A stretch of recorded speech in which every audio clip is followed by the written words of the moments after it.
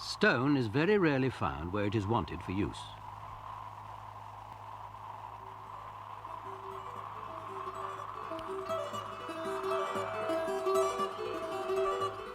The builders of the mysterious megalithic circles of Stonehenge brought many of their vast stones all the way from Pembrokeshire to Salisbury Plain.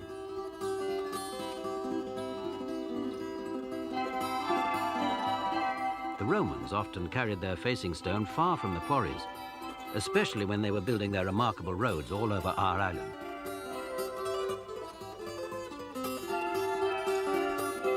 Stone, often hauled for long distances, has conditioned the scale of many of the buildings of the past, particularly castles and cathedrals.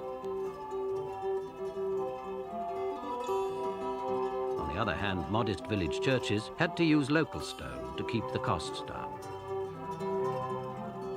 Preeminent architects like Wren or Inigo Jones chose their stone as carefully as an artist chooses his colours.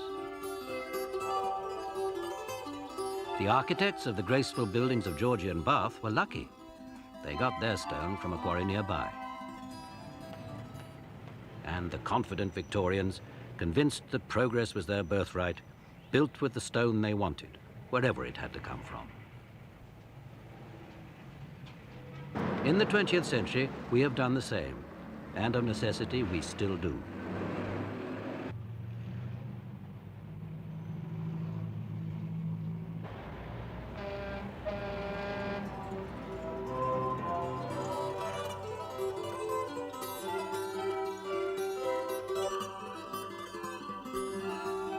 Stone is the oldest tangible thing in the world.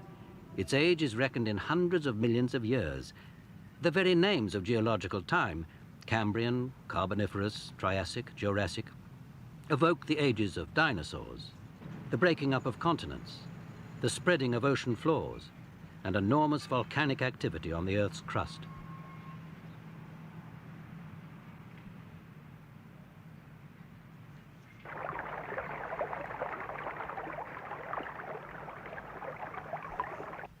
Stone has always been in demand for building, and still is.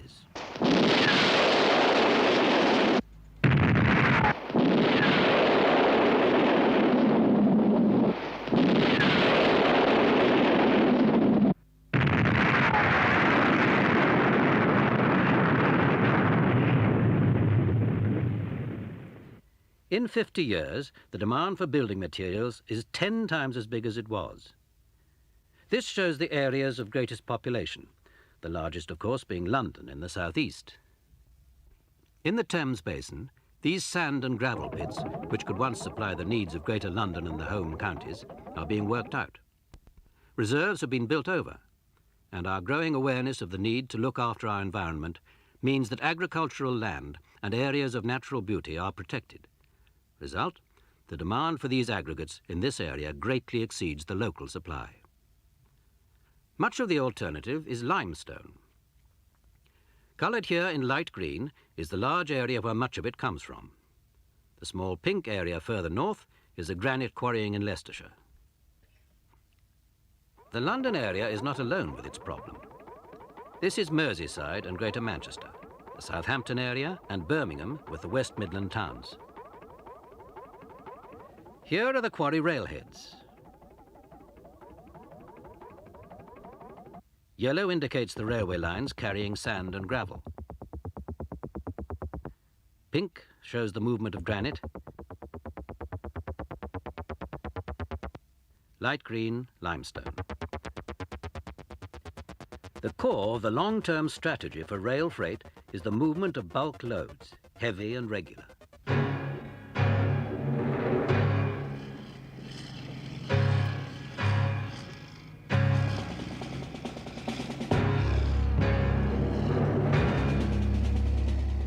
Nowadays, because of the big demand and the properties of stone, everything in the quarrying industry has to be on a big scale. So the capital costs of the extraction machinery are on a big scale too.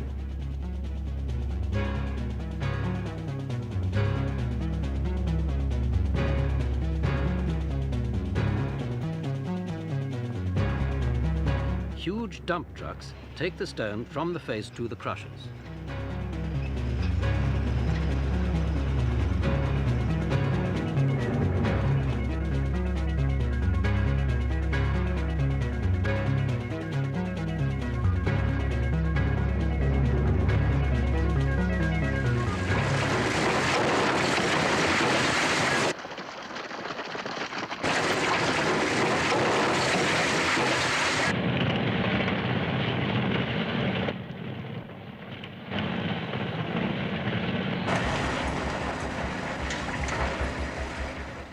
Electronic equipment monitors and controls the size of the aggregate being crushed, often for a specific purpose and to an exact size.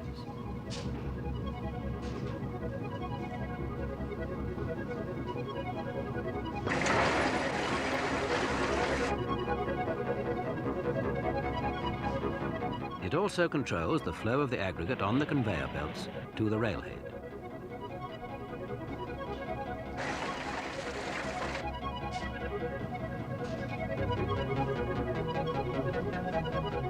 The quarrying industry must be flexible enough to match the supply of aggregate from the rock face to the demands of the customer.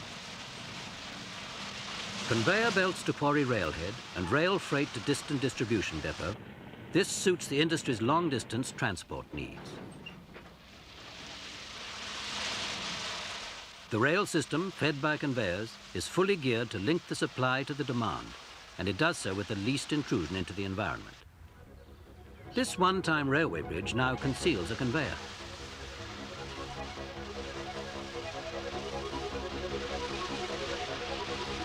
This man at the quarry railhead is tapping out information, putting into the machine the facts and figures which control the filling of the rail wagons from the hopper above. He also keys in the flow control of the aggregate from the quarry crushers, which feed that hopper. Printout records keep the quarry accounting up to date.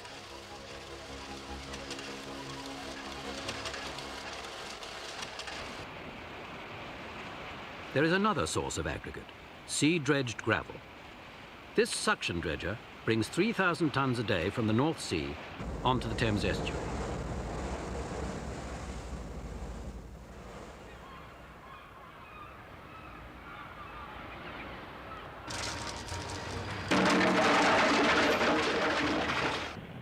The gravel goes by conveyor to the railhead, where it is cleaned and processed.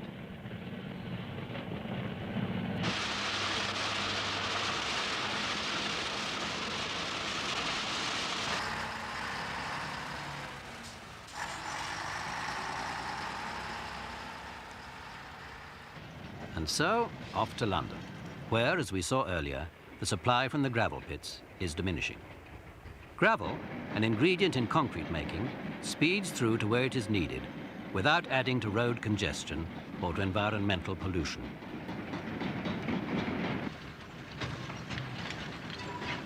Up to half the cost of a rail freight terminal, its equipment, including dust suppression, and the company wagons, can be claimed from the government if the movement of aggregate is kept from harming the environment by using rail transport.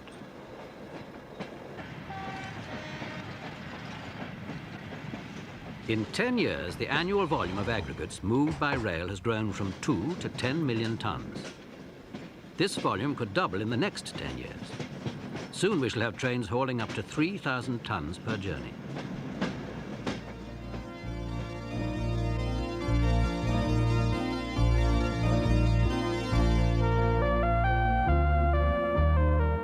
British Rail's objective is to run a competitive, efficient and profitable freight service at firm prices on an extended contractual agreement. This provides a basis of confidence for the industry's heavy investment.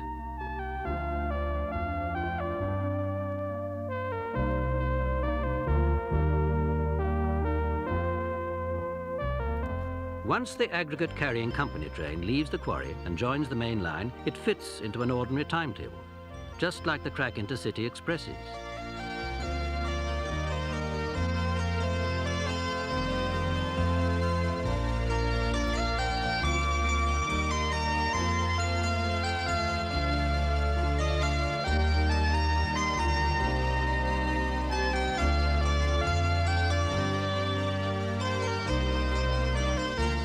By providing this service, rail freight and their customers are profiting by that increasingly rare commodity, value for money.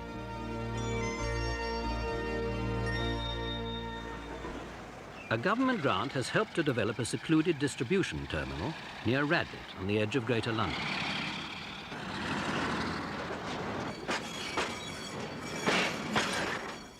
The wagons discharge at a lower level still.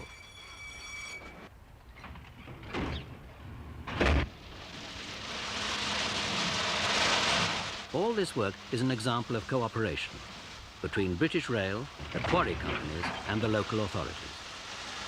Social progress is combined with economic growth, civic responsibility and good business. After the pollution-free journey by rail, depots for getting the material to the building site are as vital as the material itself.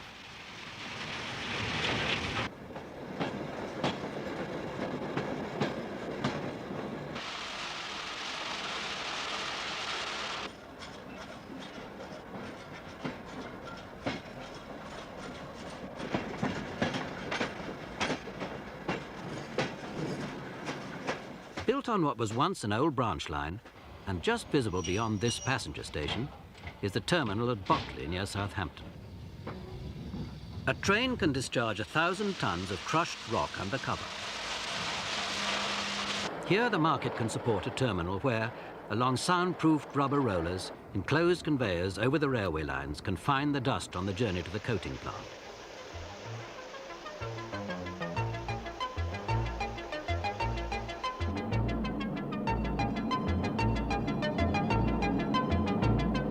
Here it is dried and coated with bitumen.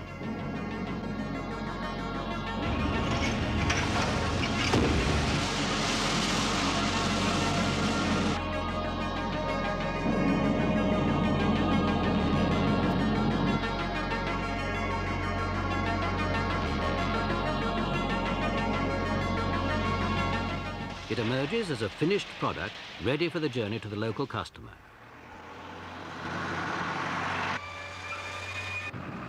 Aggregates for building materials, including pre-mixed concrete, are as essential to our civilized society as food and clothes. We need to build for two main reasons. To satisfy social demands, a new leisure centre, for example, a shopping complex, homes or new hospitals. We also build to keep the country running. We need new roads and many forms of industrial development.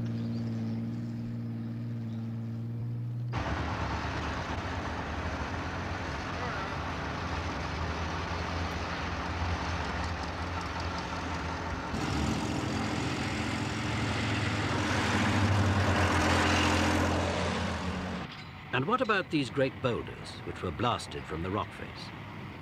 They are going to the Thames Barrier.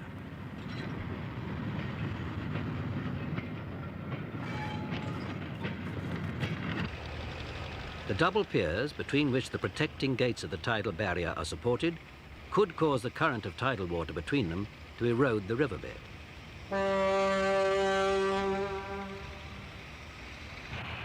These huge stones are being lowered to prevent this erosion. Samuel Pepys in 1663 wrote, "There was last night the greatest tide that was ever remembered on this river. All Whitehall was drowned." Today the risk is even greater. London sinks on its clay bed. Southeast England tilts on the continental shelf. Tides are higher at London Bridge than ever before.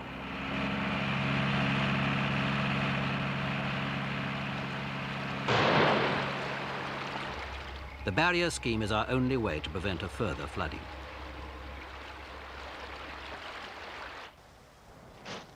If building materials are not to be found where they are needed, they must obviously be taken there.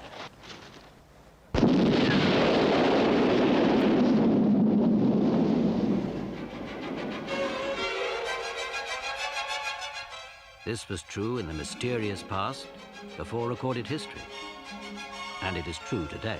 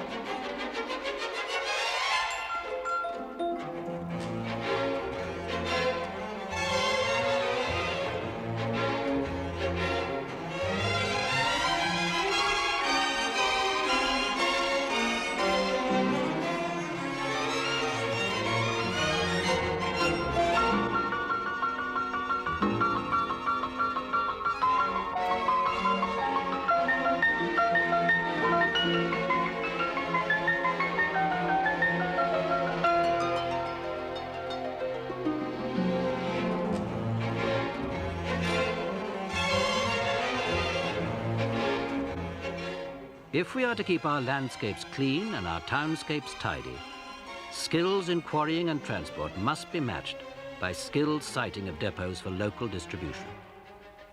For in a heavily committed industrialized economy, we must reconcile our social needs with good business sense.